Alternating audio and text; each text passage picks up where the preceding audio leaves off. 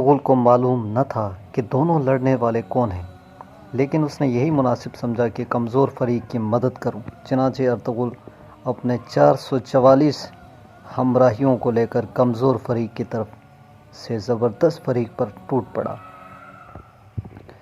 یہ حملہ اس شدت اور بے جگری کے ساتھ کیا گیا کہ مغلوں کے پاؤں اکھڑ گئے اور میدان میں اپنی بہت سی لاشیں چھوڑ کر بھاگ گئے۔ علاؤ الدین ذرا دیر پہلے اپنی شکست اور ہلاکت کو یقینی سمجھ رہا تھا، اس امداد اور فتح کو دیکھ کر بہت مسرور ہوا اور میدان جنگ میں ارطغرل سے جو فرشتہ رحمت بن کر نمودار ہوا تھا، بغل گیر ہو کر ملا۔ ارطغرل کو بے حد مسرت حاصل ہوئی کہ عین وقت میں پہنچا اور جس مقصد کے لیے یہ سفر اختیار کیا تھا وہ بخوبی حاصل ہو گیا۔ ابھی ارطغرل اور علاؤ الدین اس مسرت و شادمانی کا لطف اٹھا رہے تھے کہ سلیمان خان بھی اپنی جمعیت کے ساتھ اسی میدان میں پہنچ گیا۔ علاؤ الدین سلجوقی نے سلیمان خان اور اس کے بیٹے ارطغرل کو خلعت گراں بہا عطا کیے۔ ارطغرل کو شہرۂ انگورا کے قریب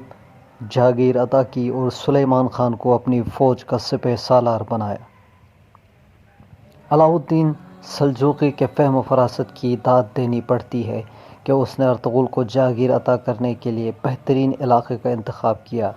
قوبیہ کی سلطنت پہلے بہت وسیع تھی، اب صورت یہ پیدا ہو گئی تھی کہ ایشیا کو چک کے شمال و مغربی علاقے پر رومیوں نے چیرہ دست ہو کر قبضہ کر لیا تھا اور وہ بتدریج اس سلجوقی سلطنت کے حدود کو محدود کرتے اور آگے بڑھتے جاتے تھے۔ دوسری طرف جنوبی و مشرقی علاقے مغلوں کے دست برت نے جدا کر لیے تھے اور روم بدم آگے بڑھ رہے تھے۔ اس طرح سلطنت قونیہ و پاٹون کے درمیان پسی جا رہی تھی اور محدود ہوتے ہوتے ایک ریاست کی شکل تبدیل ہو گئی تھی، جس کے بہت جلد فنا ہونے کی توقع تھی۔ اس بہادر گروہ اور ان بہادرانہ سردار کو دیکھ کر علاؤ الدین نے سلیمان کے بیٹے کو ایسے موقع پر جاگیر دی جو رومی سلطنت کی سرحد پر واقع تھا اور باپ کو فوج کا سپہ سالار بنا کر مغرب کی جانب مغلوں کی روک تھام پر مامور کیا۔ چند روز کے بعد ارطغرل نے رومیوں کی ایک فوج کو شکست باز دے کر اپنی جاگیر کو رومی علاقے کی طرف وسیع کیا اور اس احسن خدمت کے صلے میں علاؤ الدین سلجوقی نے بھی اپنی طرف سے اور علاقہ اسی نواحی میں عطا فرما کر ارطغرل کی طاقت اور علاقے کو بڑھا دیا اور ارطغرل کے اس طرح طاقتور ہونے سے رومی سرحد کا خطرہ بالکل جاتا رہا۔ مگر چند روز کی بات سلیمان خان جو دریائے فرات کو عبور کرتے ہوئے دریا میں غرق ہو کر راہی ملک بقا ہوا، ارطغرل اپنے علاقے پر برابر حکمران اور دم بدم اپنی طاقت کو ترقی دینے میں مصروف رہا۔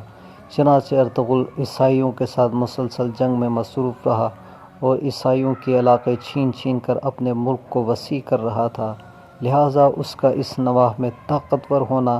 شاہ قونیہ کے لیے بہت اطمینان کا باعث تھا اور وہ ارطغرل کی بڑھتی ہوئی طاقت کو یہ نظر اطمینان معائنہ کرتا تھا۔